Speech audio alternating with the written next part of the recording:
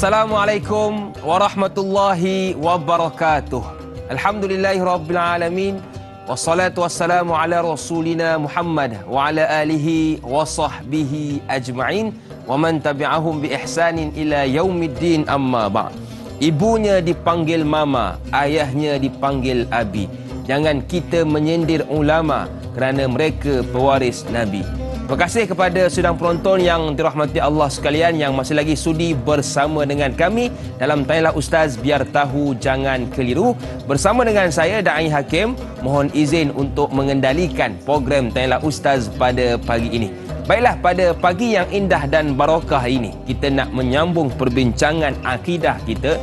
Dan pagi ini iaitu tentang jangan menyelekehi ulama, bersama dengan seorang bintang ilmuwan kita, iaitu Al-Fadhil Ustaz Dr.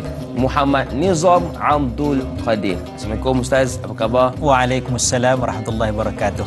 Alhamdulillah. Terima kasih kepada doktor yang sudi bersama dengan kita pada pagi ini, dan kepada anda keluarga besar Tanyalah Ustaz yang ada sebarang persoalan, boleh sahaja ke Facebook kami dan tinggalkan soalan anda di ruangan Facebook Tanyalah Ustaz TV3. Juga boleh buat panggilan ke 1800 88 1677 dan pastikan soalan yang ingin ditanyakan berkaitan topik kita, iaitu jangan menyelekehi ulama. Baik, jadi tanpa buang masa, jom kita dengarkan dahulu mukaddimah tentang topik kita pagi ini. Silakan doktor. Bismillahirrahmanirrahim. Assalamualaikum warahmatullahi wabarakatuh. Alhamdulillahi rabbil alamin. Allahumma salli ala Sayyidina Muhammad wa ala alihi wa sahbihi ajma'in. Subhanaka la ilma lana illa ma 'allamtana innaka antal alimul hakim. Rabbi shrah li sadri wa yassir li amri wahlul 'uqdatam min lisani yafqahu qawli, amma ba'. Makasih Da'i Hakim, sidang pendengar, penonton. Moga-moga kita semua dirahmati Allah Subhanahu wa taala.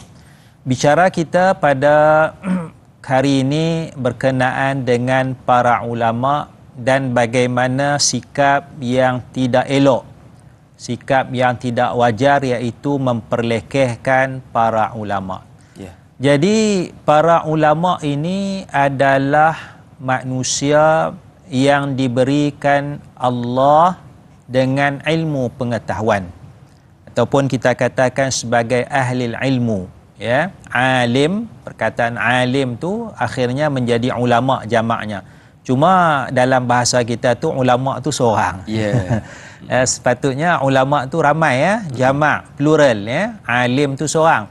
Cuma istilah kita tu ulama, dia tu seorang ulama, dia tu seorang saja. Sepatutnya dia seorang alim, ya. Para alim, ulama dan sebagainya. Tapi itu tidak menjadi masalah kerana la musyahata fil istilah, tidak ada pergaduhan, ya, dalam masalah istilah-istilah yang digunakan itu. Jadinya tuan-tuan, ulama ini yang pertamanya dia ada ilmu. Dia ada ilmu, ya. Maknanya sesiapa yang ada ilmu tu orang alim lah. Sehingga disebut di dalam kitab, man alima mas'alatan fahuwa alimun.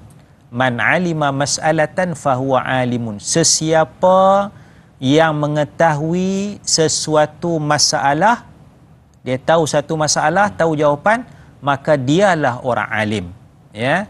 Maka kalau kita tahu cara bawa motor, cara baiki motor, alim lah tu. Alim lah cara baiki motor dan sebagainya, ya. Dari sudut bahasanya, mengetahui masalah, sama ada masalah agama ke, masalah dunia ke, itu dikatakan sebagai alim.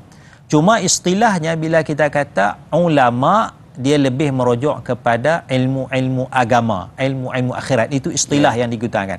Maknanya kalau dia tu ulama, oh kita tahu dia alim hadis ke, fiqh, tafsir dan sebagainya.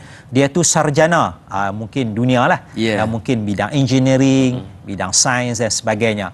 Dia alim bidang matematik, oh kita kata dia ulama. Masyarakat kita tak guna istilah yang sebegitu, ya.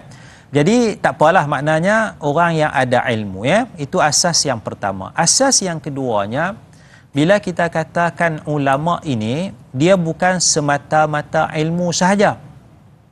dia bukan semata-mata ilmu sahaja, tetapi ilmu itu al-ilmun nafi' alladhi yuthmiru ta'ati, iaitu ilmu yang bermanfaat ini adalah ilmu yang membuahkan ketaatan kepada Allah Subhanahu wa taala. Jadi sifat utama seorang ulama selepas daripada ilmu adalah ketaatan dan takut kepada Allah Subhanahu wa taala. Sehingga kita baca di dalam Al-Quran, a'udzubillahi minasyaitonir rajim, innama yakhsyallaha min ibadihil ulama. Hanya sesungguhnya yang takut kepada Allah, yang betul-betul takut kepada Allah Subhanahu wa taala ini di kalangan hamba-hamba Allah al-ulama, ialah para ulama. Jadi maknanya dia kena ada dua elemen asas ni lah, iaitu ilmu dan takut kepada Allah. Kalau dia ada ilmu tapi dia banyak melakukan maksiat, dia tidak takut, itu bukan ulama lagi. Kalau dia takut kepada Allah tapi dia tidak ada ilmu, dia bukan ulama, dia mungkin abid, ahli ibadah, ya. Itu maknanya istilah kita nak ada ilmu dan takut kepada Allah Subhanahu wa taala. Wallahu alam. Baik, jadi dua elemen yang perlu ada sebagai seorang ulama. Yang pertama ilmu, yang kedua takut kepada Allah. Baik, kita terus meraihkan soalan pertama pagi ini dari Ruby Abu Bakar Ruby. Assalamualaikum Ustaz dan Dai. Waalaikumsalam. Kita disarankan supaya jangan mempelekehi ulama, akan tetapi mengapakah masih terjadinya hal sebegini? Lagi-lagi zaman kini semua di hujung jari seperti di Facebook, YouTube dan sebagainya. Mohon ulasan dari Ustaz. Terima kasih. #biar tahu jangan keliru. Silakan Ustaz. Bismillahirrahmanirrahim. Kita dapati sekarang ni mungkin ada sikap-sikap yang kurang baik, kurang wajar, ya. Ini semua berbalik kepada soal adab, ya. Salah satu asasnya ialah soal adab itu, soal akhlak itu, ya. Maknanya kita sekarang ni wallahu alam lah,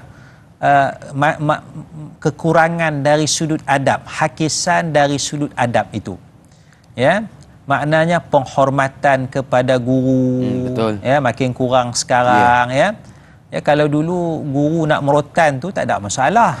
Sekarang tak boleh nak rotan. Jadi macam makna anak murid tu lebih besar kepala daripada guru. Betul. Ya.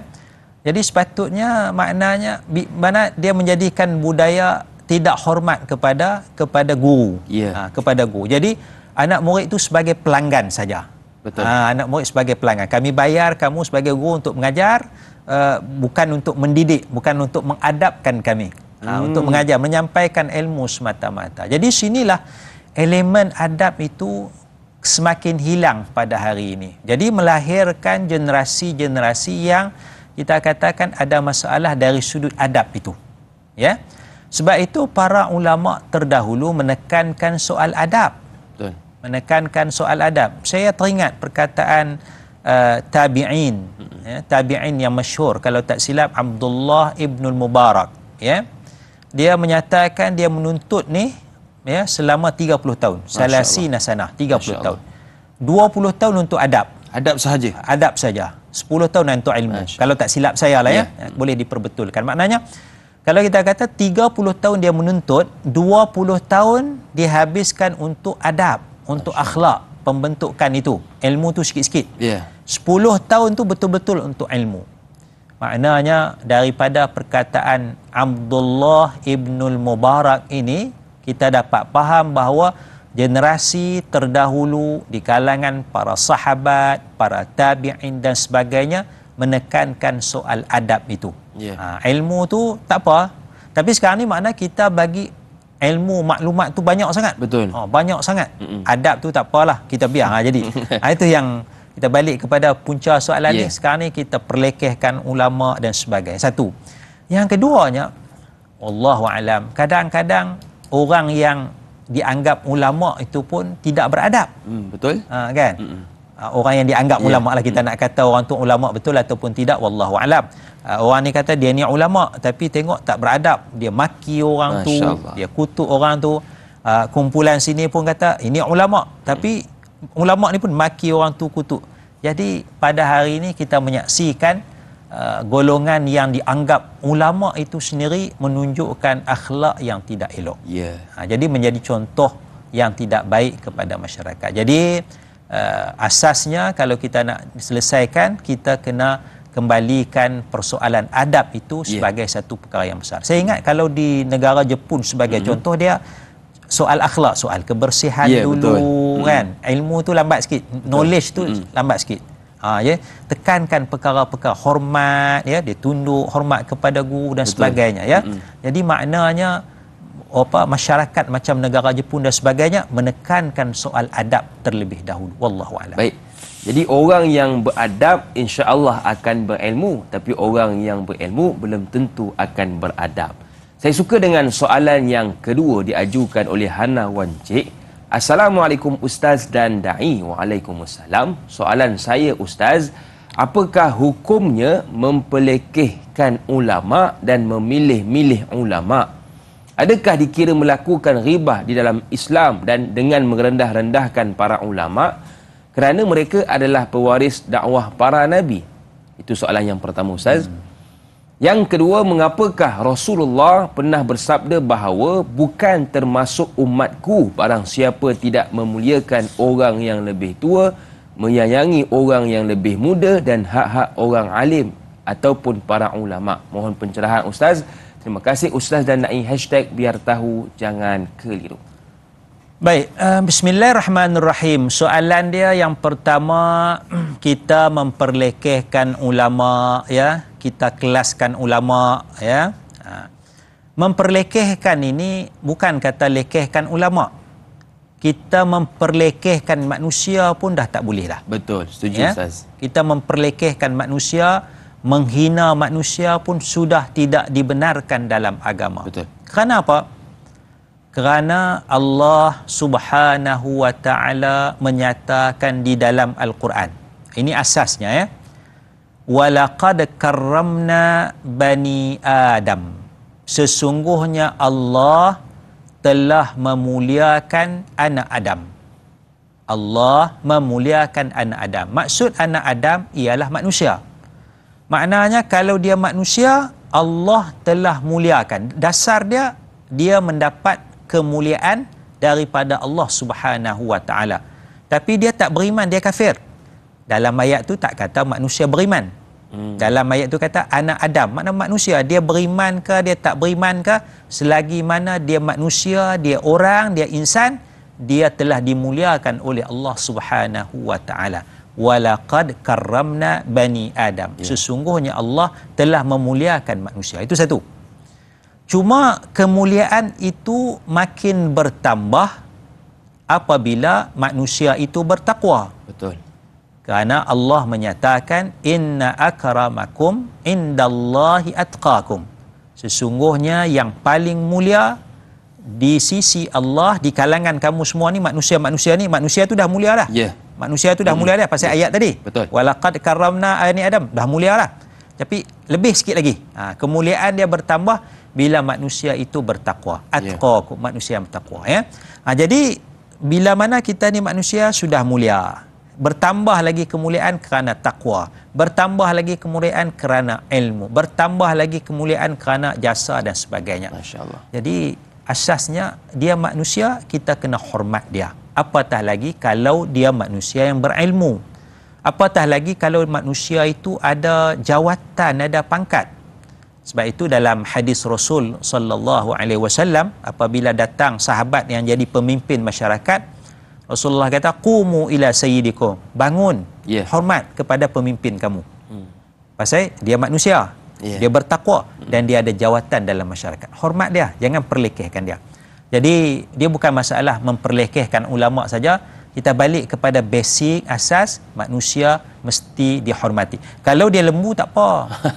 Lembu tu kita kata awak lah, kenapa lah lembu ni bodoh. Tak apa. Lembu tak marah. Betul. Lembu tak marah. Betul. Kan? Tengah hujan tu lembu tu kenapa lah tak cari tempat teduh, pergilah cari masuk kandang kan. Dia duduk berdiri tengah hujan tu, bodoh lembu. Tak apa, lembu tak apa. Betul. Tapi kalau orang, kalau kita kata bodoh, kalau kita kata dia masuk angin kau terasa kan. Betul. Pasal perkataan itu tidak memuliakan manusia. Wallahu a'lam. Baik, banyak lagi yang ingin kita bicarakan, tetapi kita nak berehat seketika. Kembali selepas ini pastinya dalam Tanyalah Ustaz, biar tahu jangan keliru.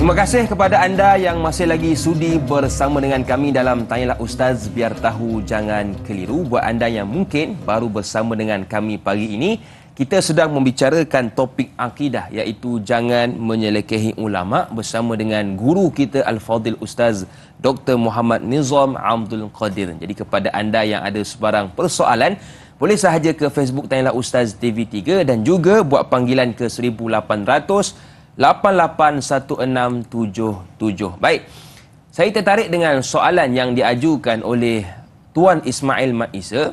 Assalamualaikum Ustaz dan Da'i. Waalaikumsalam. Mengapa Islam melarang keras agar kita jangan menyelekehi ulama? Kerana di akhir-akhir zaman ini banyak berlaku situasi tersebut hingga boleh berpecah belah sesama Islam. Mohon pencerahan Ustaz. Terima kasih. Hashtag biar tahu jangan keliru. Dan soalan ini boleh kita kaitkan dengan soalan yang kedua diajukan oleh sahabat kita tadi, berkaitan, kalau boleh kita jenguk kembali yang Nabi pernah bersabda Ustaz, jangan kita ini kalau boleh kita muliakan orang yang lebih tua, sayangi orang yang lebih muda dan hak-hak orang alim ataupun para ulama. Silakan doktor. Bismillahirrahmanirrahim. Dalam hadis tadi disebut bukan daripada golongan Nabi kalau tidak memuliakan orang tua. Betul.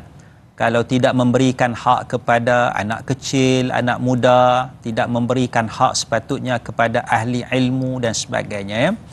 Jadi sini maknanya situ Rasulullah sallallahu alaihi wasallam menekankan persoalan adab.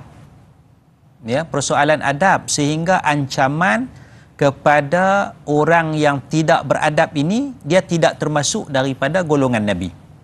Sebab tidak menghormati orang tua, mana tidak beradab kepada orang tua. Tidak mengasihi orang muda, anak kecil, mana tidak beradab kepada anak kecil. Alah, budak kecil lagi ni, kanyak lagi ni kan, kita pun ambil hak dia dan sebagainya, tak bagi kan. Sebab itu kalau kita tengok Rasulullah sallallahu alaihi wasallam, dia jaga hak orang muda. Misalnya Rasulullah minum, sahabat dia yang kecil, yang muda, Ibnu Abbas ada sebelah kanan. Sahabat yang tua ada sebelah kiri. Yang sahabat muda sebelah kanan, sahabat tua belah kiri. Jadi bila Rasulullah minum, lepas minum nak pas tu, kiri ke kanan? Bagi orang kanan, orang sebelah kanan. Tetapi orang sebelah kanan ni orang muda. Orang sebelah kiri Nabi ni orang tua. Tapi dia bukan masalah tua muda, dia masalah sebelah kanan dulu. Kena utamakan sebelah kanan. Kita nak pas tu, button kita tu belah kanan.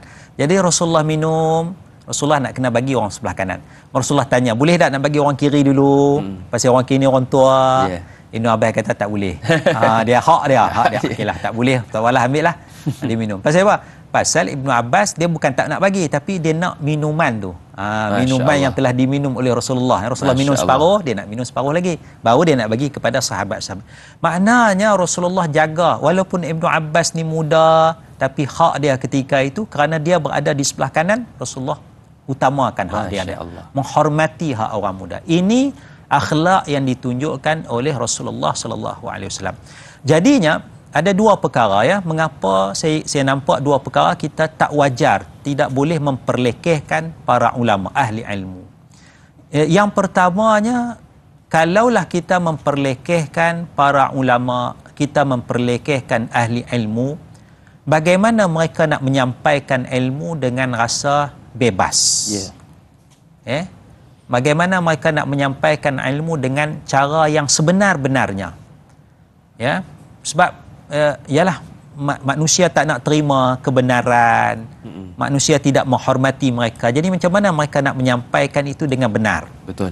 Jadi mereka pun tak sampaikan kebenaran itu. Sebab manusia tidak mau mendengar kebenaran.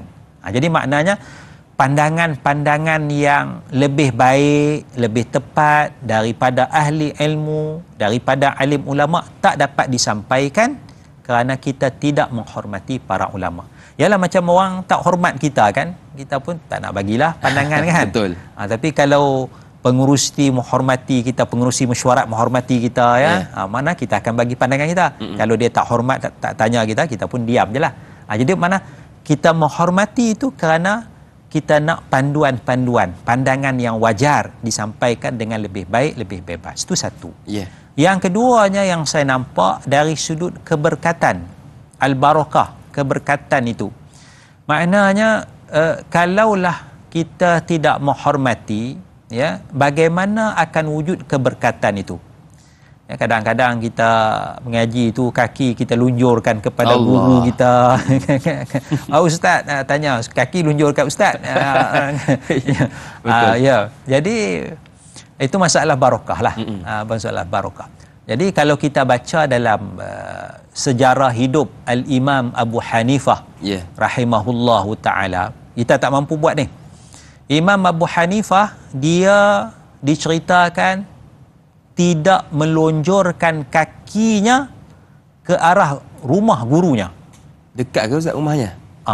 Dekat jugalah kot, kan? Tapi bukan makna guru duduk depan tak. Betul. Imam Abu Hanifah berada di rumah dia. Jauh lah. Kita katalah sentang 3-4 blok kan. Rumah guru dia sana. Dia tak akan lunjurkan kaki dia ke arah rumah guru dia. Bukan guru ada depan.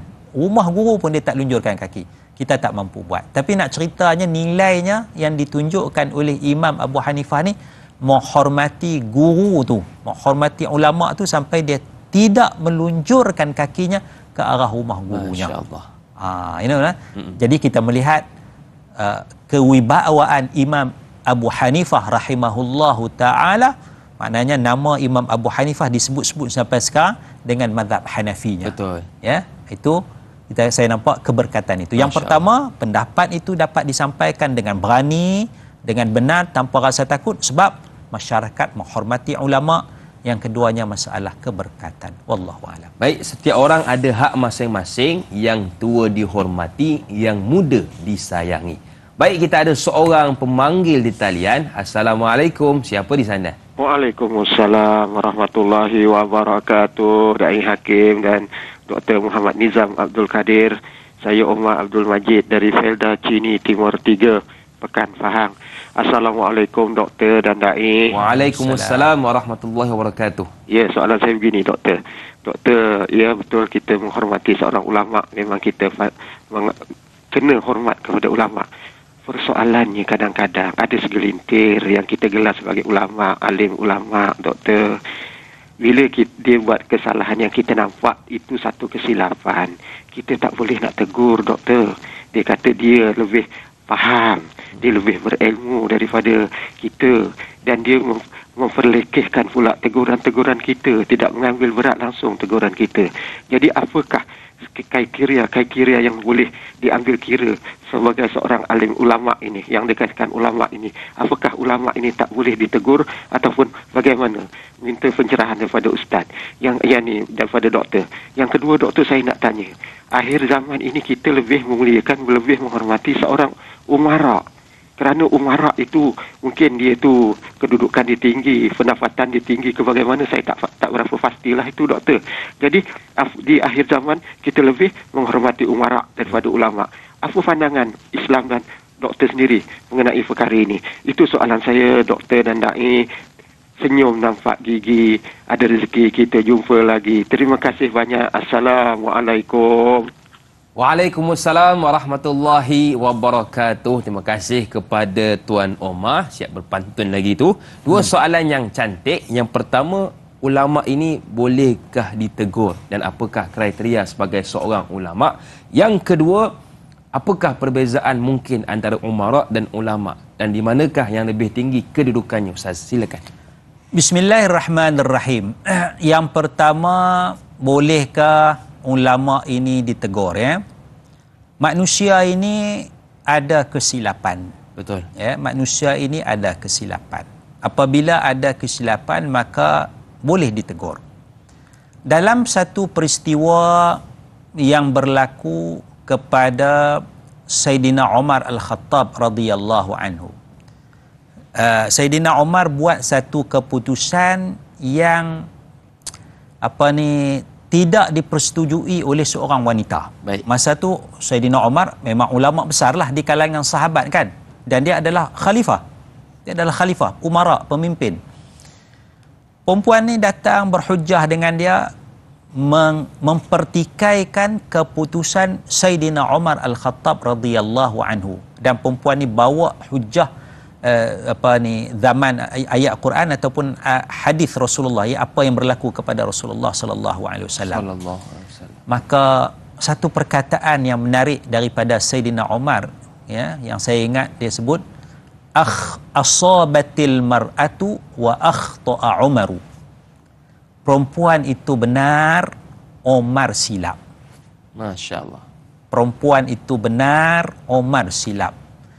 Maknanya daripada kisah ini kita nampak keinsafan seorang sahabat besar Nabi, orang yang paling mulia selepas Nabi dan Abu Bakar, ialah Sayyidina Umar Al-Khattab. Dia pun kata wa akhta'a Umar. Perkataan Umar silap tu bukan perkataan orang. Umar sendiri mengaku, aku silap. Maknanya di sini kita mengambil satu adab yang sangat penting agar kita mengakui kesilapan kita. Betul. Ya. Jadi maknanya kepada orang yang dianggap ulama itu sendiri pun dia kena ada insaf. Kena dengar pandangan daripada orang lain. Ustaz, saya rasa ustaz silap. Tok guru, saya rasa tok guru silap ni. Kan? Yeah. Kena tanya macam mana yang betul. Mungkin saya silap. Betul. Ya. Kadang-kadang awak siapa? Kan? Awak guru, awak tok guru kan, saya tok guru. Saya tok siap Minta maaf, saya tok siap aja ustaz. Saya tok guru, saya tok siap ya. Dia duduk diam. Itu maknanya cara orang yang dianggap ulama tu dah tidak beradab. Dia memberikan satu contoh yang tidak baik. Jadi ini banyak berlaku sekarang ini. Betul. Ya? Maknanya krisis adab itu. Ya. Masya-Allah. Jadi ulama itu boleh ditegur dan kita kena ada keinsafan. Cuma bagaimana cara kita nak menegur tu? Cara kita nak menegur tu. Itu makna kena ada hikmah. Ya, menegur dengan baik, menegur dengan sopan, bahasa yang elok dan sebagainya, sebab kita bukan nak bergaduh. Betul. Kita nak mencari kebenaran. Ya. Jadi cara kita tu maknanya masyarakat, bahkan ahli ilmu pun dia nak menegur orang lain pun dengan cara yang beradab. Karena kalau ahli ilmu nak menegur masyarakat pun dengan cara yang beradab.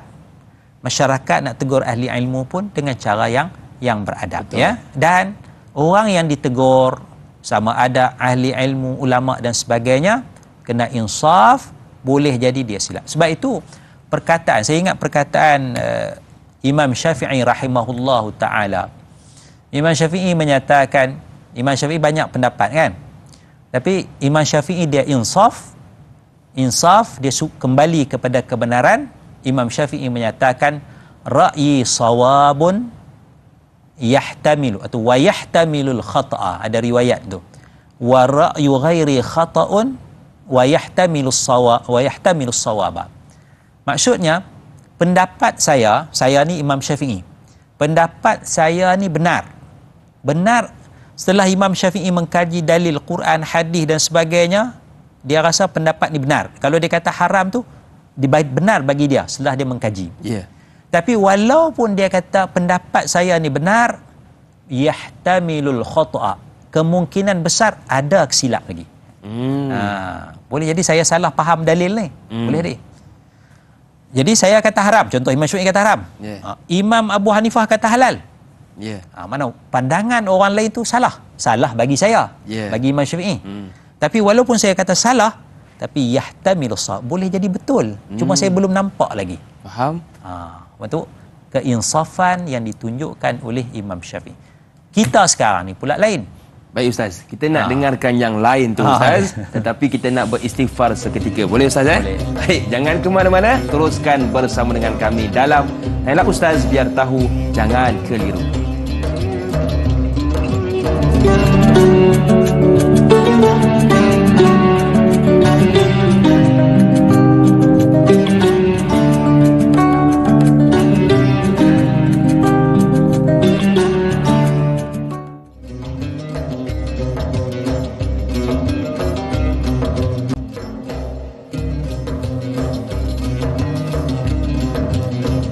kasih kepada anda yang masih lagi sudi bersama dengan kami dalam Tanyalah Ustaz, biar tahu jangan keliru. Masih lagi bersama dengan saya Da'i Hakim, juga guru kita yang mulia Al-Fadhil Ustaz Dr. Muhammad Nizam Abdul Qadir. Dan tadi kita tunda satu poin penting berkaitan kita Ustaz Ya. Silakan Ustaz. Baik, bismillahirrahmanirrahim.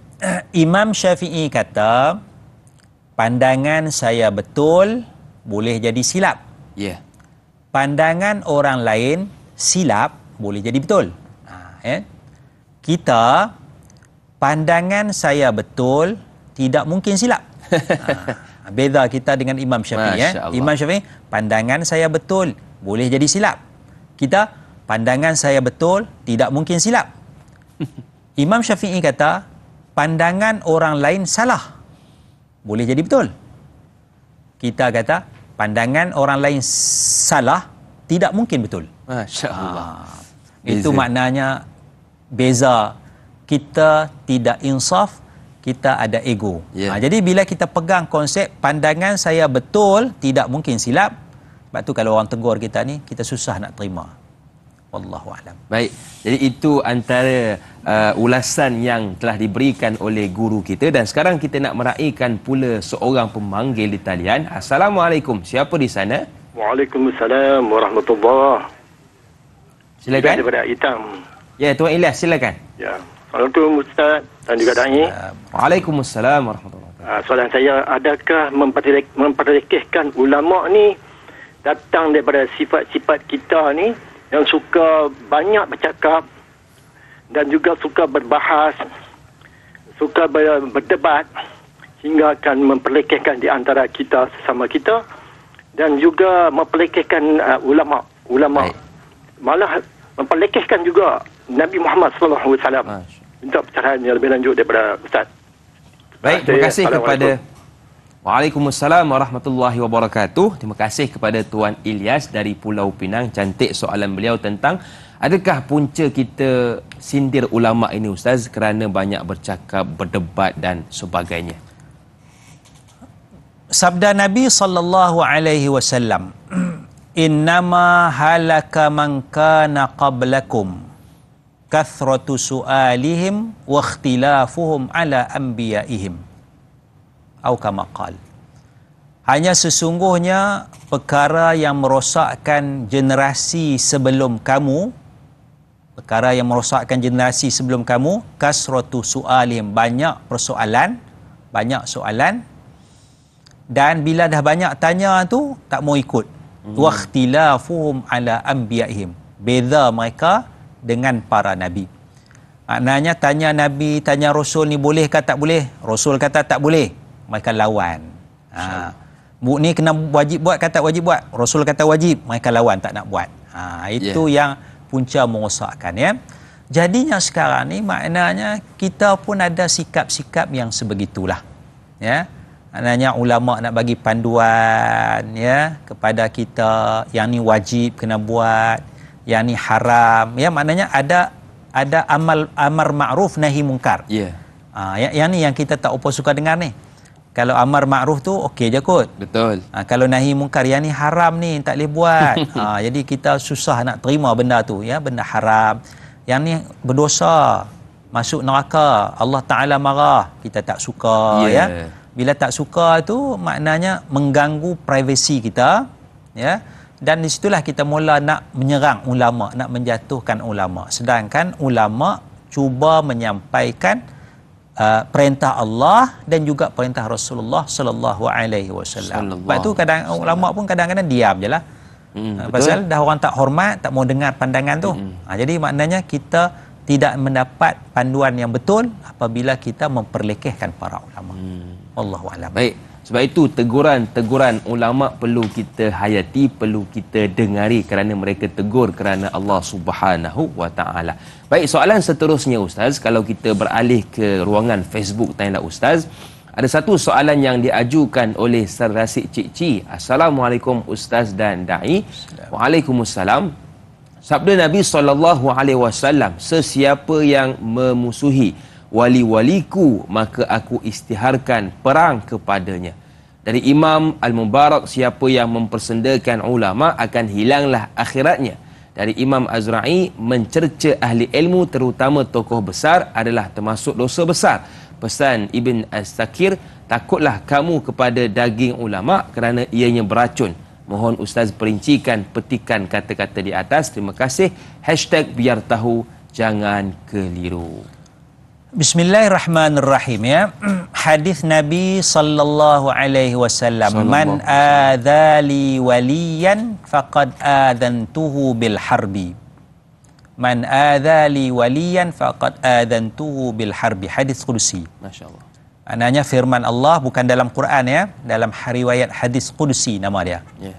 Man adzali waliyan, sesiapa yang menyakiti wali-wali bagiku. Yeah. Wali-wali Allah, menyakiti wali-wali Allah, faqad adzantuhu bil harbi, maka Allah isytiharkan perang terhadap orang yang memusuhi wali Allah. Maknanya kita jangan memusuhi, jangan menyakiti orang-orang soleh yang termasuk di kalangan wali-wali Allah. Yeah. Ya. Jadi cuma kita macam mana kita nak tahu orang ni wali Allah ataupun tidak? Ya, bagaimana kita nak mengetahui? Jadi yang pertamanya, jalan selamat, jangan menyakiti orang. Ya, setuju. Jangan menyakiti orang. Boleh jadi orang tu wali Allah. Betul. Ya, boleh jadi orang tu wali Allah. Jadi jangan selamat. Kita tak setuju, tak ada masalah. Saya tak setuju. Dalam hadis tu kata, siapa tak setuju dengan wali, tak. Tak setuju, tak ada masalah. Betul. Menyakiti itu yang jadi masalah. Jadi jangan menyakiti mana-mana manusia, bimbang-bimbang dia wali Allah. Masya Allah. Yang kedua, kita kena melihat seseorang itu dari sudut zahirnya itu, kepatuhannya kepada syariat Allah Subhanahu wa taala. Sebab wali Allah sama sekali tidak menyalahi syariat Allah, syariat Nabi Muhammad sallallahu alaihi wasallam. Kerana seorang wali itu adalah kesan daripada ikut kepada Nabi. Maknanya ikut Nabi, ikut syariat Nabi. Kalau wali pun tak tutup aurat, ya, pakai seluar pendek, baju pun tak pakai, menjatuhkan maruah. Betul. Ya, duk isap rokok je dalam masjid, shisha ke kan, oh ni jadi wali Allah ni. Orang pergi sembahyang fardu, dia duduk isap rokok lagi kat luar. Jangan kata macam tu dah, dia tu wali Allah. Tak, kita tidak menyakiti dia. Betul. Tapi kita tengok, adakah sesuai orang yang sebegini diangkat menjadi wali Allah? Kerana dari sudut perlakuan zahirnya sendiri tidak mematuhi syariat Allah. Ya. Atalah dia main judi, dia tu wali Allah tu, tak apa dia main judi, tak ada masalah. Dia main judi tu pasal dia nak lingkupkan syarikat judi tu, sebab tu dia main judi. Dia wali Allah. Janganlah kita tak cerdik sangat. Janganlah kita tak cerdik sangat ya. Allah Taala tak bagi kita macam tu. Betul. Maknanya kalau wali Allah, dia mesti patuh kepada syariat Allah Subhanahu wa taala ya. Cerita yang masyhur Abu Yazid Al-Bustami rahimahullahu taala. Abu Yazid Al-Bustami, dia dapat kata ada wali Allah yang soleh, yang hebat datang. Abu Yazid ni orang soleh, dia pun datang nak menyambut orang soleh, nak melihat orang soleh tu. Masya-Allah. Bila dia datang tu, tengok orang tu naik atas kuda ke atas kuda kot kuda. Orang soleh tu yang kata wali Allah tu, dia ludah masjid, dia ludah ke arah masjid. Masya-Allah. Orang soleh tu dia ludah ke arah masjid. Yeah. Mana orang ramai ni, orang ramai tengok tu ludah ke arah masjid. Ya. Patutnya beradabnya ambil lah apa-apa kan. Kan? Pakai kau juga, dia ludah ke arah masjid. Maka Abu Yazid pun kata, orang ni tidak berakhlak dengan rumah Allah. Yeah. Ya. Dengan akhlak dengan rumah Allah pun tak ada. Macam mana Allah Taala nak bagi rahsia-rahsia kepada orang ini? Maknanya ini bukan wali Allah. Betul. Itu maknanya piawaian tinggi wali Allah tu adab dia tu. Jadi maknanya kita tidak menyakiti mana-mana orang, ya, itu asasnya. Apatah lagi kalau orang tu orang soleh, orang berilmu, orang berakhlak, bimbang-bimbang dia termasuk dalam wali Allah. Kalau dia termasuk dalam wali Allah, kita menyakiti dia, maka Allah Ta'ala isytiharkan perang kepada kita. Yeah. Tapi kita tak setuju pandangan dia, tak apa. Saya tak setuju dengan pandangan ni. Dia tu wali Allah. Berbeza pandangan dengan wali Allah tidak menjadi apa-apa kesalahan. Yeah. Dengan syarat kita ada hujah, kita Betul. ada dalil. Ya, wallahu alam ya. Baik. kita nak meraihkan pula seorang pemanggil di talian. Assalamualaikum. Siapa di sana? Waalaikumsalam warahmatullahi taala wabarakatuh. Saya Radin Mas. Baik, silakan Tuan Radin. Ya, Assalamualaikum Ustaz.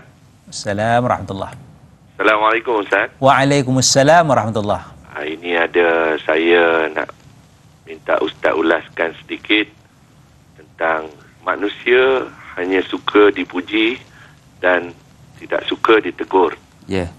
Ya, dan lagi satu, kecil jangan disangka anak dan besar jangan disangka bapa. Terima kasih Ustaz dan Dai. Assalamualaikum. Waalaikumsalam warahmatullahi wabarakatuh. Terima kasih kepada Tuan Radin Mas dari Setiawangsa Kuala Lumpur, dan kita nak dengarkan jawapannya setelah berhenti berehat seketika. Kembali berjumpa selepas ini dalam Tanyalah Ustaz, biar tahu jangan keliru.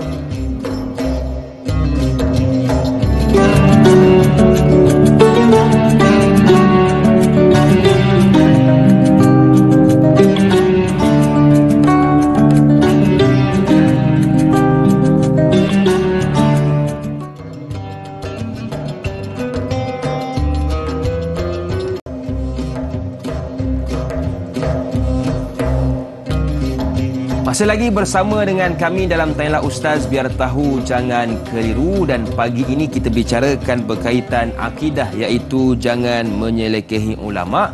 Dan tadi kita tunda dua soalan dari pemanggil kita, iaitu Tuan Radin Mas, bertanyakan tentang bagaimana dengan orang yang boleh dipuji tapi tak boleh dikeji. Dan yang kedua, ada satu peribahasa yang dikongsikan oleh Tuan Radin, menarik untuk kita bahaskan. Kecil jangan disangka anak, besar jangan disangka bapa. Iaitu bermaksud pengetahuan dan kelebihan itu tidak khusus pada orang-orang tua sahaja. Silakan, Doktor. Bismillahirrahmanirrahim. Isunya ialah manusia itu memang suka dipuji, tidak suka ditegur. Itu fitrah manusia lah. Ya. Sebab bila dipuji itu nampak kita betul. Ya, kalau saya dipujilah, mana saya betul, saya buat keputusan yang tepat, saya hebat. Jadi itu sifat manusia. Betul.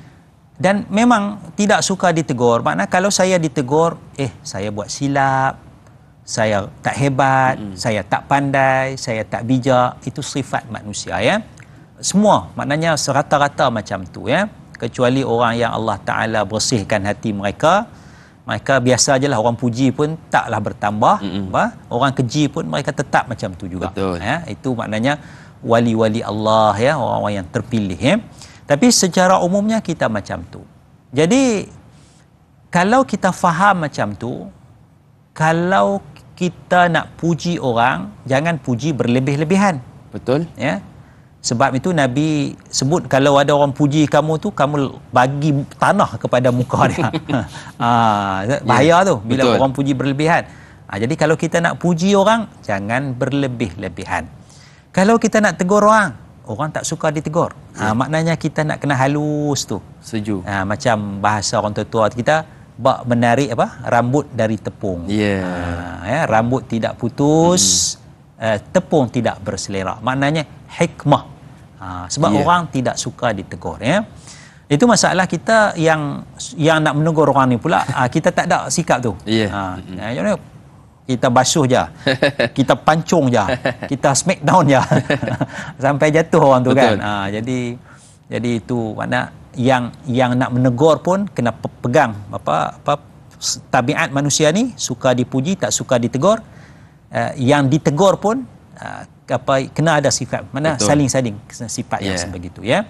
Yang keduanya, peribahasa tadi itu, ya, keindahan bahasa kita ini, dia peribahasa ini melambangkan satu tradisi ilmu yang kukuh, ya, satu tradisi ilmu yang kukuh. Sebagai contoh tadi itulah, kecil jangan disangka anak, besar jangan disangka bapa. Maksudnya ilmu tu bukan kepada orang tua saja. Boleh jadi orang tua pun tak tahu. Betul. Anak kecil ni tahu. Masya Allah. Kan? Jadi kita menghormati orang tu dengan kadar yang sepatutnya. Wallahu a'lam. Baik, kita nak meraihkan seorang lagi pemanggil. Assalamualaikum, siapa di sana?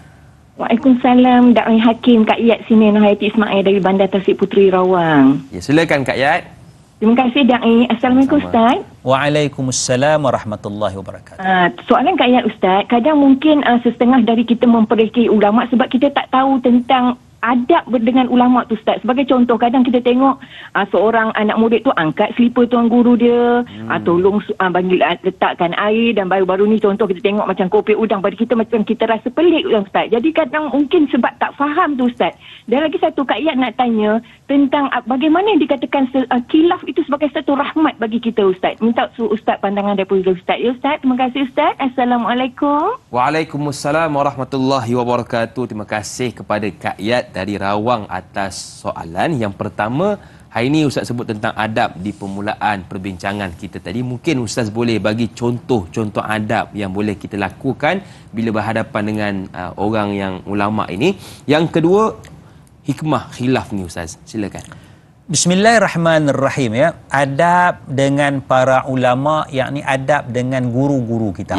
Ya. Adab dengan guru-guru kita, ya. Khalifah Harun Ar-Rashid, dia ada 2 putera. Dia arahkan 2 putera ni, mana putera raja ni, ya, berkhidmat kepada guru mereka. Apa nama guru mereka? Al-Imam Asma'i kah? Gitulah, ya. Sehingga bergaduh 2 putera ni nak bawa selipar. Selipar tok guru dia ni. Mana 2 putera ini mengaji. Mengaji dengan ulama ni sampai khidmat kasutnya, siapkan selipar dia untuk guru nak keluar dia. Putera raja siapkan. Itu didikan generasi terdahulu, ya. Maknanya itu satu perkara yang biasa, mendidik anak-anak, mendidik para pelajar supaya menghormati ulama ni, menghormati guru masing-masing. Ya. Maknanya itulah alim. Tapi kita maknanya yang mengajar ABC itu pun guru kita juga. Betul. Ulama lah tu, ya. Mengajar akhirat, guru kita ulama lah tu. Ya. Jadi satu perkara biasa, ya, menghormati para ulama itu ditunjukkan, sediakan selipar, angkat beg, ya. Kalau dulu bila kita mengaji itu, ya, ada seorang, saya tak payah sebutlah, dia masih hidup lagi kan. Dia masih hidup, saya tak sebut ulama dia. Cerita dia begini. Dia mengaji dengan Syekh Bakhit Muti'i. Mufti Mesir dulu, almarhum Syekh Bakhit Al-Muti'i. Cerita dia kata saya mengaji tak cerdik, kata. Tapi saya bawa beg. Bilik beg untuk guru ni. Syekh Bakhit ni. Bila dia sampai je, saya pergi ambil beg dia, bawa masuk, letak beg. Lepas tu bila tengah mengajar tu, saya pergi bancuh syai, bancuh teh. Siap kat dia satu cawan teh. Tapi mengaji, tapi tak pandai mengaji, dia kata. Khidmat kepada tok syekh dia. Masya-Allah.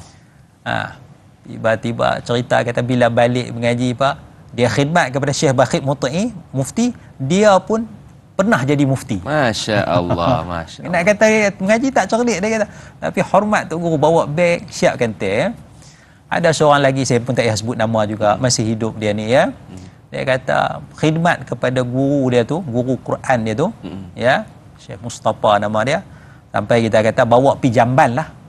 Mana sakit tu, pi rumah tu, bawa tu guru, so khidmat, mandikan, boleh jadi mandikan, basuh berak, khidmat. Balik jadi pakar Quran. Masya-Allah. Quran. Kan, cerita dia khidmat kepada guru, hormat kepada tahap yang seperti itu. Guru dia ulama Quran, ulama hadis, ulama fiqh, Syekh Bakhit Muti'i dan sebagainya. Jadi kalau bolehlah, ya, kita ajarlah anak-anak kita sekolah rendah tu hormat, ya. Guru tadika, hormat guru tadika kamu. Hormat guru sekolah rendah, bawa buku sikit, ya. Apa lagi, tolong padam whiteboard, ya, kan. Cikgu nak padam, cikgu saya padam. Betul. Kan. Bukan dera, itu adab, kan. Cikgu ni buku banyak ni, saya tolong bawa ke bilik guru. Beradab dengan guru. Kalau kita boleh ajar anak-anak kita, cikgu marah, mak, ayah, cikgu marah. Cikgu mana marah? Nak pergi report kat pengetua. Kita dah memberi didikan yang salah. Cikgu marah, pasal apa cikgu marah? Tak apa, cikgu marah kena hormat, cikgu marah tu sayang, nak mendidik. Kita kena tekankan perkara yang sebegitu, ya. Wallahu a'lam. Baik, jadi itu soalan yang pertama. Yang kedua, Ustaz, tentang khilaf, apakah hikmahnya? Baik, khilaf ni, perbezaan pandangan ni, ya, kalau kita kata dia jadi rahmah ni, pasal dua kepala lebih baik dari satu kepala. Banyak pandangan ni, dia memberikan satu keluasan kepada kita. Yeah. Macam jalan banyak lah. Jalan ni jam, pergi jalan lain pula. Setuju. Ya, jalan ni ada lagi, kan? Waktu kita tengok map tu, dia bagi macam-macam jalan, kan? Betul. Jadi selama ni haram. Allah, susahnya. Ada ulama ni, ulama muktabar ni kata harus. Kita tengok pandangan ni. Ya. Sebab tu dalam industri kewangan Islam, takaful dan sebagainya tu, kaji macam-macam pandangan ulama, nak cari pandangan yang sesuai. Bukan kata yang ni salah tak. InsyaAllah semua betul ni, tapi yang mana sesuai dengan keadaan industri kewangan Islam tu. Setuju. Sebab kalau ambil semua pandangan ni haram, tak bergerak ke mana lah industri kewangan Islam kita. Ya. Jadi kepelbagaian pandangan itu memberikan satu keluasan kepada umat Islam. Betul. Sehingga kata Al-Imam Al-Bajuri rahimahullahu ta'ala, Imam Ibrahim Bajuri kata, "Mani batuliya bisyai'in falyuqallid man ajaza."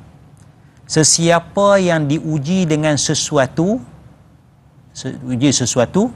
maknanya ada masalah, ya, tak boleh selesaikan, falyuqallid man ajaza, maka hendaklah dia bertaklid kepada mana-mana ulama muktabar yang mengharuskan. Ya.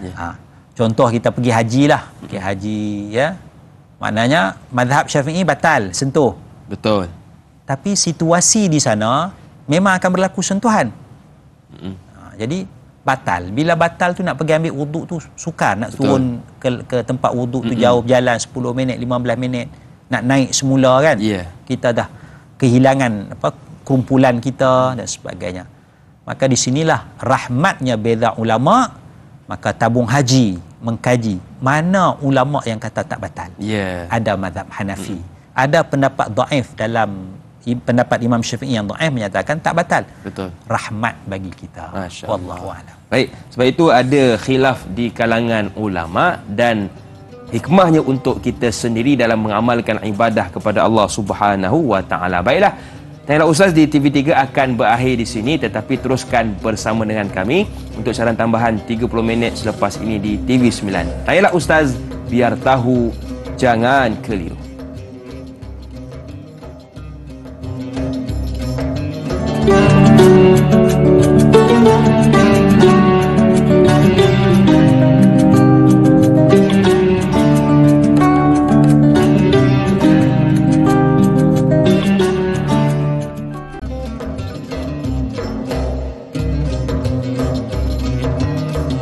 Ulama pewaris Nabi bercakap teliti, berjanji tepati. Ulama pewaris Nabi, ideanya berisi, amalnya terbukti.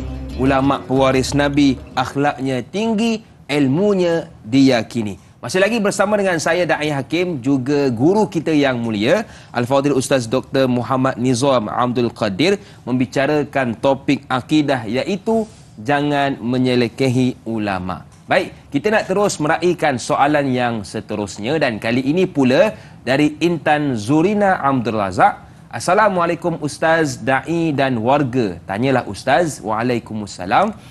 Ustaz, salah satu golongan yang sering mempelekehkan ulama sedia ada adalah pengikut ajaran sesat yang merasakan guru mereka lebih hebat, makam lebih tinggi. Mohon pendapat Ustaz tentang golongan begini. Terima kasih juga kepada Intan atas soalan. Silakan Ustaz. Bismillahirrahmanirrahim.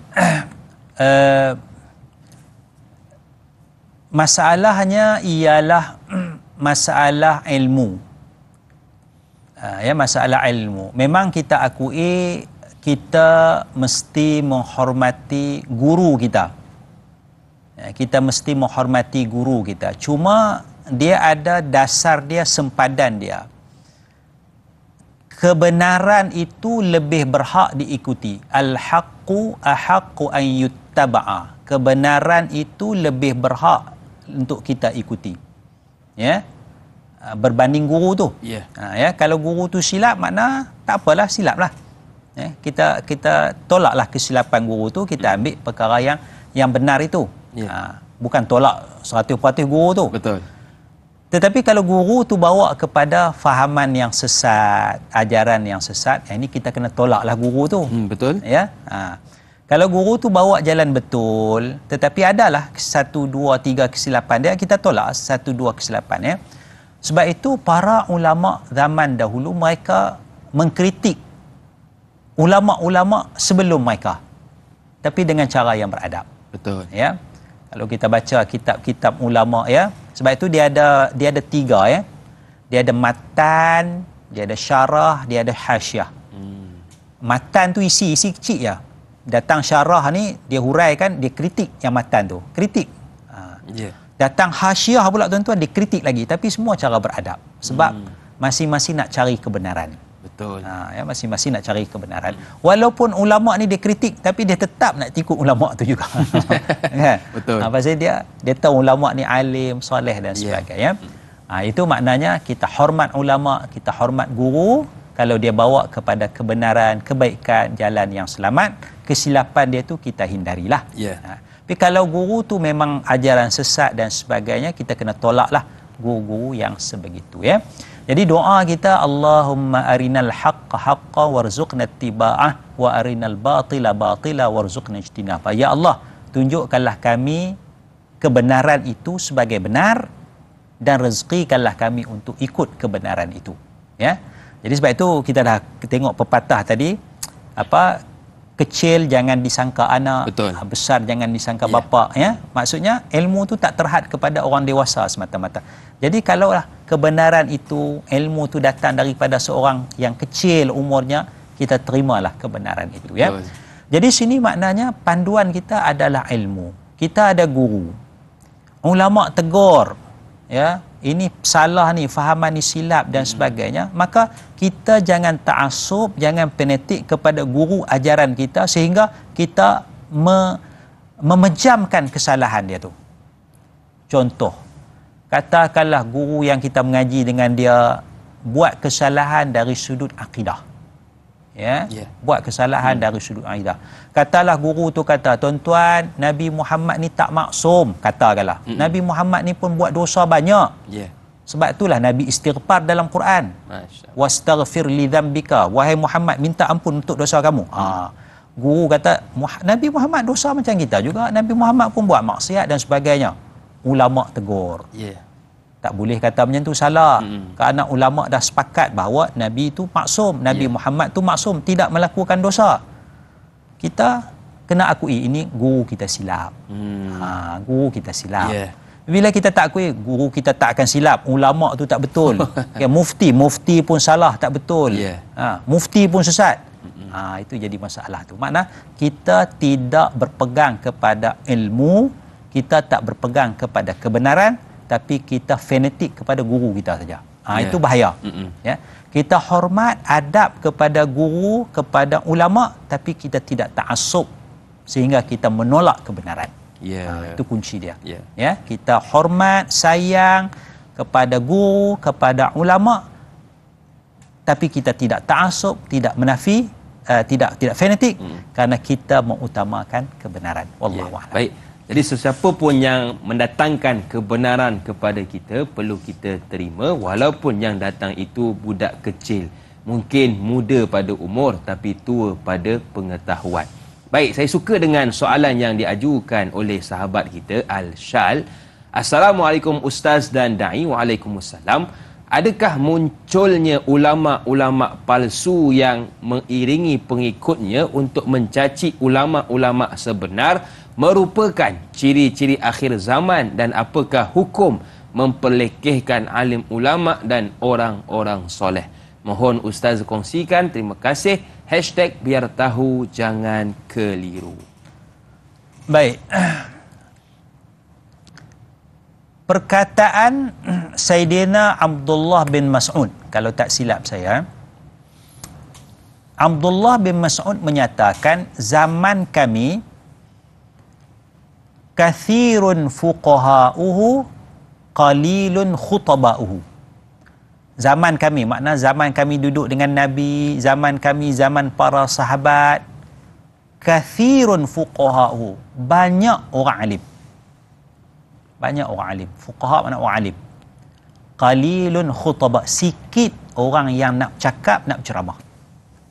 Sikit. Itu zaman yang terbaik. Orang alim tu banyak. Tapi kata Sayyidina Abdullah bin Mas'ud, akan datang satu masa, satu zaman, qalilun fuqaha'u kathirun khutaba'u, sikit orang alim, banyak orang ceramah. Cakap. Maknanya dia baca satu hadis je, dia gorenglah 3 bulan hadis tu je. Masjid ni, masjid tu, pusing masjid tu kan, 3 bulan habis, 3 bulan kan. Cari pula satu lagi hadis, pusing je.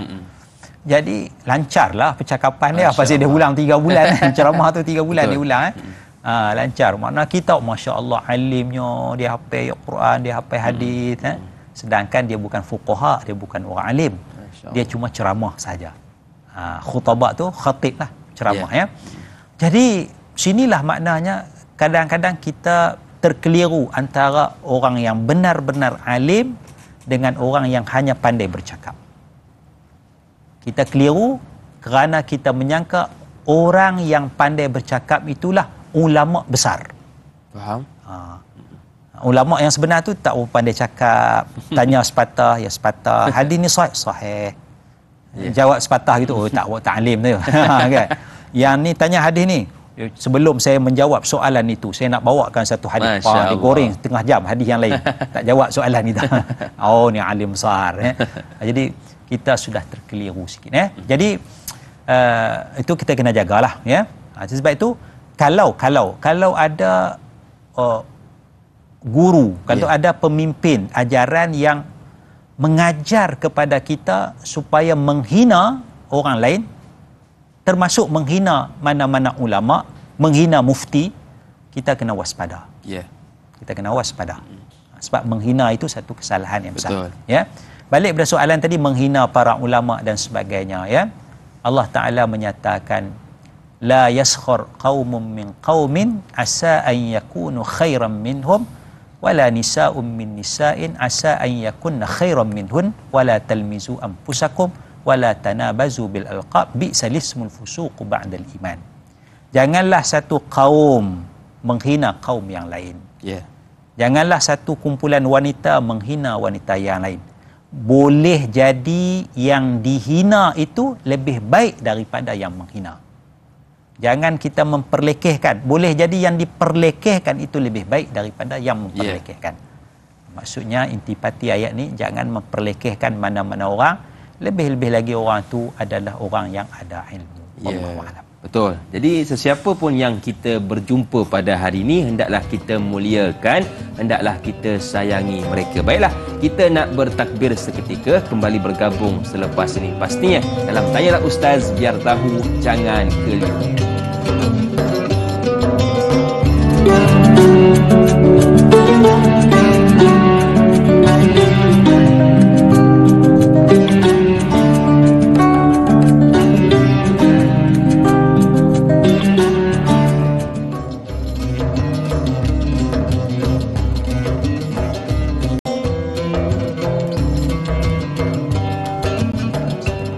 Banyak yang sudah kita bicarakan dalam topik Tanyalah Ustaz pada pagi ini berkaitan jangan menyelekehi ulama. Jadi mudah-mudahan apa yang telah dikongsikan oleh Ustaz kepada kita, apa yang baik boleh sama-sama kita amalkan dan kita sebarkan kepada sahabat maupun keluarga kita yang lain. Baik, kita nak terus meraihkan soalan yang seterusnya, dan kali ini pula dari sahabat kita iaitu Johari Hasnah. Assalamualaikum Ustaz dan Da'i serta kru-kru yang dirahmati Allah. Amin. Waalaikumsalam. Ustaz, apakah yang dimaksudkan dengan jangan menyelekehi ulama? Bagaimanakah kesan dalam kehidupan seseorang yang menyelekehi ulama dan berselisih pendapat dengan para ulama? Mohon pencerahan Ustaz biar tahu jangan keliru. Terima kasih Ustaz Nizam dan Da'i Hakim. Senyum nampak gigi, insya-Allah ada rezeki kita berjumpa lagi. Terima kasih kepada Tuan Johari. Silakan Ustaz. Bismillahirrahmanirrahim, ya. Maksud dia kita jangan memperlekehkan, jangan memperkecilkan jangan menghina, jangan menjatuhkan kredibiliti ulama-ulama, ya. Sebaliknya kita menghormati, kita memuliakan, kita mengambil panduan dan nasihat daripada para ulama, ya. Kerana kalau kita jauh daripada ulama, kita jauh daripada bimbingan para ulama, maksud ulama ni orang yang ada ilmu dan takut kepada Allah Subhanahu wa taala. Ada orang ada ilmu tapi dia tidak takut kepada Allah. Ada ilmu tapi dia tidak takut kepada Allah. Ini ahli ilmu yang tertipu. Kalau kita baca dalam Ihya Ulumuddin tu, orang yang tertipu itu, al-ghurur tu, maghrur tu, antaranya ahli ilmu. Dia ada ilmu tapi dia melakukan maksiat dan sebagainya. Dia rasa dia selamat. Dia rasa dia ada kedudukan di sisi Allah, kedudukan dalam masyarakat. Dia buat jahat, dia buat maksiat pun tak apa. Itu ahli ilmu yang tertipu. Jadi kita maksudkan ulama ni ialah ahli ilmu yang beramal, ahli ilmu yang takut kepada Allah Subhanahu wa taala. Oleh kerana dia ada ilmu dan dia takut kepada Allah, maka pandangan-pandangan yang diberikan oleh ulama itu adalah hampir kepada kebenaran. Hampir kepada kebenaran. Dia mesti ada dalil, sama ada daripada Quran, daripada sunnah Nabi dan sebagainya. Mesti ada dalil. Dia bukan ikut hawa nafsu. Seboleh-bolehnya dia nak ambil roh ayat Quran tu, wa ma yantiqu anil hawa in huwa illa wahyun yuha. Dia nak ambil roh. Nabi Muhammad tu tidak bercakap berdasarkan hawa nafsu melainkan wahyu. Nak ambil roh tu. Maknanya kalau dia kata ini haram, ayat Quran kata. Dia kata harus, hadis kata. Dia nak ambil roh semangat tu, ya. Jadi bila kita memperlekehkan ulama, ya, ulama ni sesat, mufti ni sesat, AJK fatwa tu tak betul, guru pondok tu sesat, semua sesat belaka, kita bermusuh, maka bagaimana kita nak mendapat bimbingan? Kerana apa? Kerana ilmu ini min afwahil masyayikh, ya, al ilmu fis sudur la fis sutur. Ilmu tu di dalam dada ulama-ulama dipindahkan. Dia bukan dalam buku-buku ni. Bukan dalam buku ini, buku ni maklumat ni belum hadam lagi. Dia bila jadi ilmu tu dia hadam dalam diri kita. Jadi ilmu tu diambil daripada mulut-mulut para ulama. Dia ambil daripada mulut para ilmu. Jadi kita dah bermusuh dengan para ulama. Apa? Kita baca sendirilah. Tak. Kita baca sendiri itu tanpa bimbingan tu dia akan jadi masalah kepada kita. Macam kita lah, kita nak mengaji undang-undang, kita baca sendiri je. Tak ada mentor kita dalam bidang undang-undang. Sesat kita. Betul, nak faham. Setuju. Ya? Kita mengaji bidang perubatan, tak ada doktor pakar nak bimbing kita, pensyarah. Kita baca sendiri. Sesat kita. Betul. Buku ni penting tapi kunci dia tu ada kepada ahli ilmu. Wallahu. Baik, sebab itu hari ini dalam kita nak belajar ataupun kita nak mencari ilmu, pastikan berguru. Dan guru itu guru yang betul. Antara kriteria yang telah Ustaz sebutkan, yang pertama ada ilmu, yang kedua takut kepada Allah Subhanahu wa taala. Baik, soalan yang seterusnya dari Jura Azlin Sufian. Assalamualaikum Ustaz Da'i dan kru. Tanyalah Ustaz. Waalaikumsalam. Soalan saya, ulama adalah pewaris dakwah Nabi. Apakah ancaman dari Allah Subhanahu wa taala bagi orang yang memperlekehkan para ulama, dan adakah sebahagian tanda-tanda akhir zaman itu apabila para ulama diperlekehkan? Mohon pencerahan. Terima kasih. #biar tahu jangan keliru. Baik, ada riwayatnya al-ulama warasatul anbiya, ya. Ada riwayat ulama itu adalah waris para nabi. Ulama warasatul anbiya, ya. Ulama adalah waris para nabi. Waris apa? Waris dari sudut ilmu. Waris dari sudut ilmu, ya. Kerana para nabi, para rasul tidak mewariskan dinar, tidak mewariskan harta, dirham dan sebagainya, tetapi mewariskan ilmu, ya. Jadi maknanya ulama itu waris para nabi dari sudut ilmunya, dari sudut ilmu itu sendiri. Maka kita perlu mengambil panduan-panduan ulama, ilmu-ilmu yang mereka sampaikan itu, ya.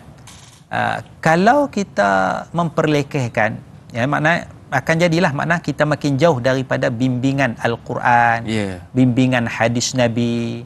ulama-ulama diperlekehkan dan sebagainya, ya. Itu kita kena jaga betul-betul. Ada satu lagi masalah, kita mudah mengangkat orang menjadi ulama.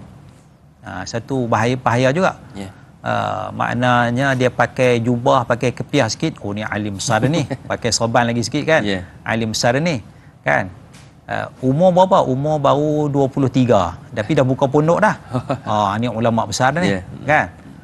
Sedangkan Imam Ahmad bin Hanbal pun berapa puluh tahun mengaji. Yeah. Abdullah bin Mubarak tu mengaji 30 tahun. Maknanya umur 23 buka pondok, contohlah kan. Contoh kan.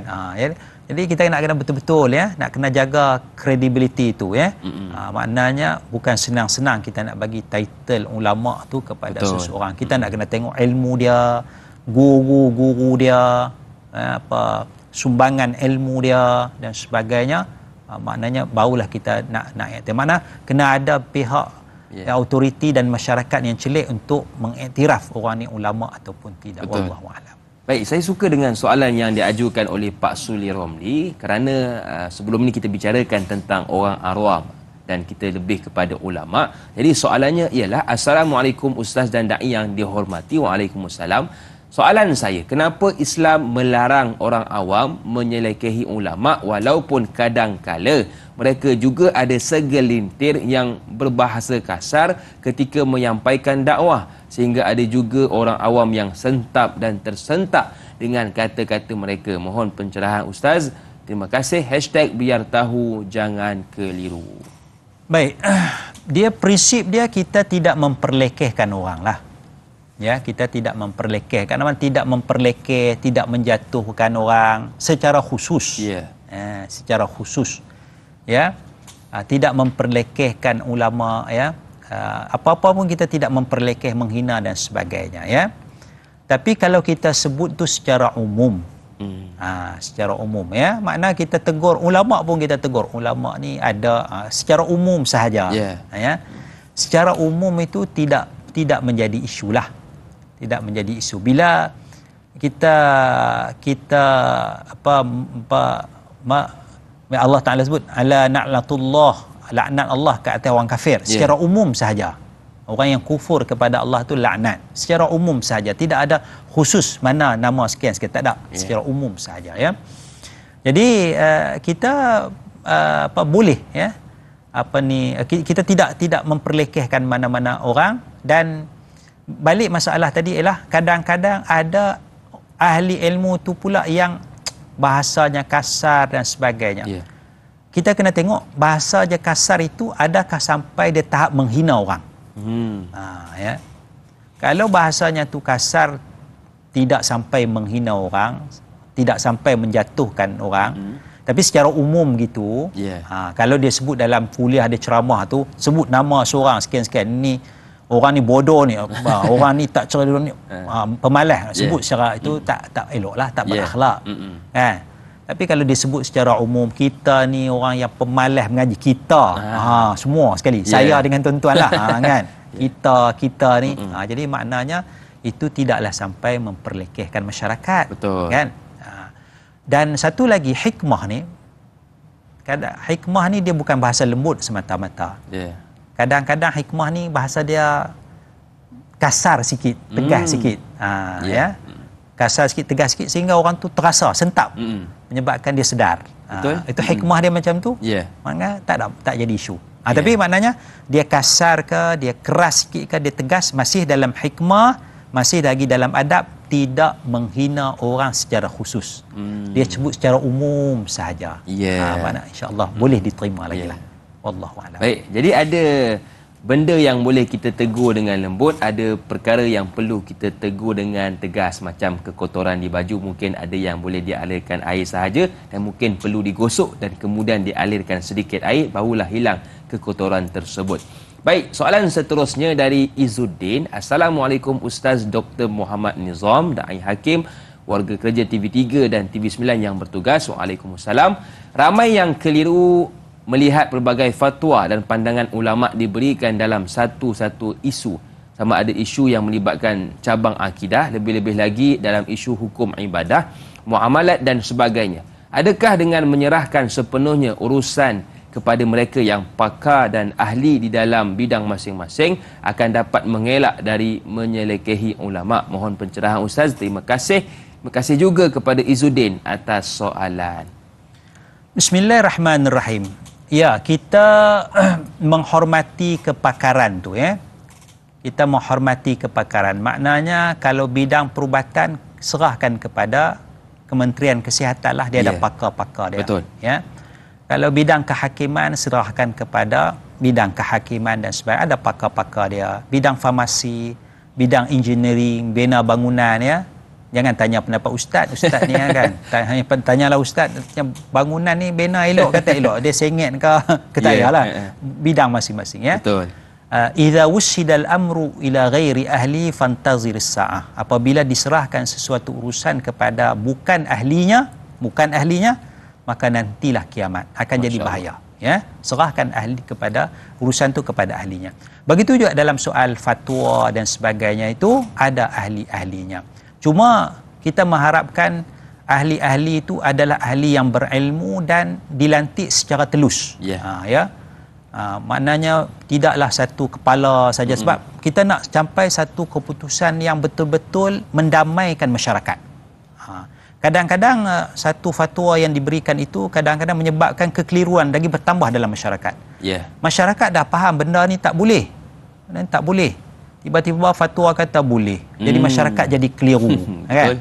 Jadi maknanya sebelum dah masyarakat dah elok dah tak beramal dengan benda tu, dah elok dah. Maknanya kena cari lagi banyak lagi pandangan ya, supaya sebelum buat sesuatu keputusan yang nak dijadikan fatwa itu, carilah pandangan yang menenangkan masyarakat, yang masyarakat boleh terima dengan elok dan tidak menimbulkan kekeliruan dalam masyarakat. Jangan mata-mata tengok dalil semata-mata, tapi tengok suasana masyarakat. Allahu a'lam. Baik. Jadi alhamdulillah Ustaz, kita pun sudah berada di penghujung rancangan Tanyalah Ustaz Biar Tahu Jangan Keliru, dan tak molek jikalau kita tak tutup dengan sedikit doa ringkas. Ustaz, silakan. Bismillahirrahmanirrahim. Alhamdulillahirabbil alamin. Allahumma salli ala sayidina Muhammad wa ala alihi wa sahbihi ajma'in. Allahumma arinal haqqa haqqan warzuqna ittiba'ah wa arinal batila batilan warzuqna ijtinabah. Ya Allah, tunjukkanlah kepada kami akan kebenaran sebagai benar. Amin. Dan berikanlah rezeki kepada kami untuk mengikut kebenaran. Amin. Dan tunjukkanlah kami perkara batil sebagai batil. Amin. Dan rezekikanlah kami untuk menjauhi perkara batil. Amin. Rabbana atina fid dunya hasanah, Amin. fil akhirati hasanah wa qina adzabannar. Amin. Sallallahu ala sayidina Muhammad wa ala alihi wa sahbihi ajma'in. Walhamdulillahirabbil alamin. Amin ya rabbal alamin. Terima kasih kepada guru kita Ustaz Nizam yang sudi bersama dengan kita pada pagi ini, dan kepada seluruh keluarga besar Tanyalah Ustaz, teruskan menonton Tanyalah Ustaz pada esok pagi bersama dengan guru kita yang lain, iaitu Ustaz Roslan Muhammad, dengan topik akhlak berkempen seperti biasa 6.30 pagi hingga 8.30 pagi. Akhir kata, terima kasih dari utara atas tontonan, dari selatan atas perhatian, dari timur atas pendengaran, dan dari barat atas tumpuan. Saya Dayah Hakim, senyum nampak gigi, ada rezeki, jumpa lagi. Assalamualaikum warahmatullahi wabarakatuh.